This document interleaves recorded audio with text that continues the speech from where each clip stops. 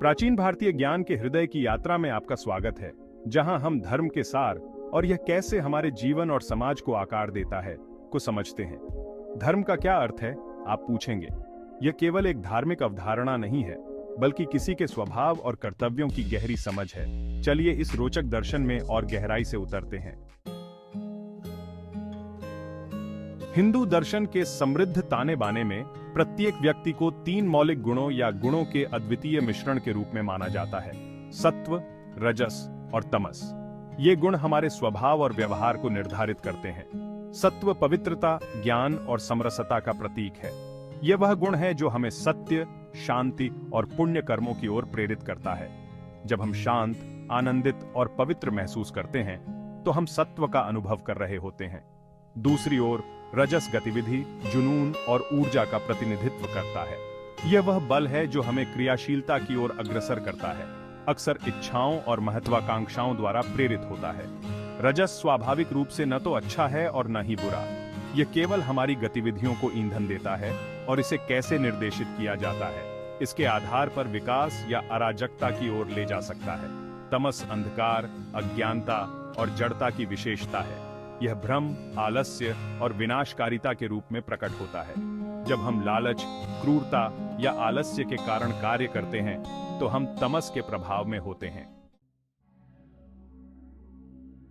एक समाज में इन 3 गुणों को समझना सामंजस्य और प्रगति के लिए महत्वपूर्ण है। प्रत्येक व्यक्ति सत्व, रजस और तमस का मिश्रण है, और इन गुणों को पहचानकर हम खुद को और दूसरों को बेहतर समझ सकते हैं। कल्पना कीजिए कि एक व्यक्ति जिसका तमसिक स्वभाव प्रमुख है, जो क्रोध और आवेगशीलता के प्रति प्रवृत्त है, एक ऐसे समाज में जो शांति और संयम को महत्व देता है, ऐसा व्यक्ति समाज में फिट होने और खुश रहने के लिए संघर्ष कर सकता है। उसे अपने स्वाभाविक प्रवृत्तियों को लगातार दबाना पड़ता है, जिससे आंतरिक संघर्ष और सामाजिक तनाव उत्पन्न होता है। लेकिन अगर इन गुणों को दबाने के बजाय समाज इन्हें सकारात्मक रूप से मान्यता देता और उपयोग करता, उदाहरण के लिए एक व्यक्ति जिसमें उच्च ऊर्जा और आक्रामकता है, उसे उन भूमिकाओं में रखा जा सकता है जिनमें सुरक्षा और सतर्कता की आवश्यकता होती है, जैसे सैनिक या सुरक्षा अधिकारी। इससे न केवल व्यक्ति को संतोषजनक भूमिका मिलती है, बल्कि समाज को भी लाभ होता है, क्योंकि लोग उन स्थानों पर होते हैं जहां वे उत्कृष्टता प्राप्त कर सकते हैं। एक ऐसा समाज बनाना जो इन विविध गुणों को स्वीकार करता और अनुकूलित करता है, इसके लिए बुद्धि और लचीलापन आवश्यक है। यहाँ कुछ कदम हैं जिन्हें हम उठा सकते हैं। पहला, जागरूकता और शिक्षा। लोगों को 3 गुणों और उनके प्रकट होने के तरीकों के बारे में शिक्षित करें। इन अवधारणाओं को समझने से बेहतर आत्म जागरूकता और दूसरों के प्रति सहानुभूति पैदा हो सकती है। दूसरा, भूमिका आवंटन। सामाजिक भूमिकाओं को इस प्रकार डिजाइन करें जो व्यक्तिगत स्वभाव के साथ मेल खाएं। इस दृष्टिकोण से न केवल व्यक्तिगत संतुष्टि सुनिश्चित होती है, बल्कि समाज की कार्यक्षमता भी अधिकतम होती है।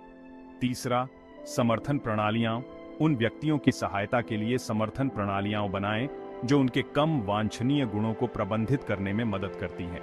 उदाहरण के लिए, ध्यान कार्यक्रम तमसिक प्रवृत्तियों वाले लोगों को संतुलन खोजने में मदद कर सकते हैं।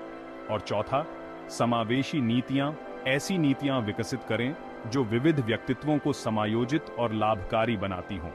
यह पहचानना कि प्रत्येक व्यक्ति के पास योगदान देने के लिए कुछ मूल्यवान है, एक अधिक समावेशी और गतिशील समाज की ओर ले जा सकता है। इन सिद्धांतों को अपनाकर हम ऐसा समाज बना सकते हैं जो न केवल विविधता को सहन करता है, बल्कि उसका जश्न भी मनाता है। जब लोग अपने सच्चे स्वभाव के अनुरूप जीवन जीते हैं, तो वे अधिक खुश और उत्पादक होते हैं, जिससे समाज भी फलता फूलता है। जैसा कि हम निष्कर्ष पर पहुंचते हैं, आइए प्राचीन भारतीय दर्शन की गहरी समझ पर विचार करें। अपनी अनूठी प्रकृति को समझकर और उसे अपनाकर और ऐसा समाज बनाकर जो इन गुणों का पोषण करता है, न कि इन्हें दबाता है, हम एक सामंजस्यपूर्ण और समृद्ध दुनिया की दिशा में मार्ग प्रशस्त कर सकते हैं। हमारी इस यात्रा में शामिल होने के लिए धन्यवाद। आइए हम अपने धर्म के साथ सामंजस्य में जीने और सभी के लिए एक बेहतर समाज बनाने का प्रयास करें। अधिक अंतर्दृष्टि के लिए लाइक, शेयर और सब्सक्राइब करना न भूलें। प्राचीन ज्ञान और आज की दुनिया में इसकी प्रासंगिकता के बारे में और जानें।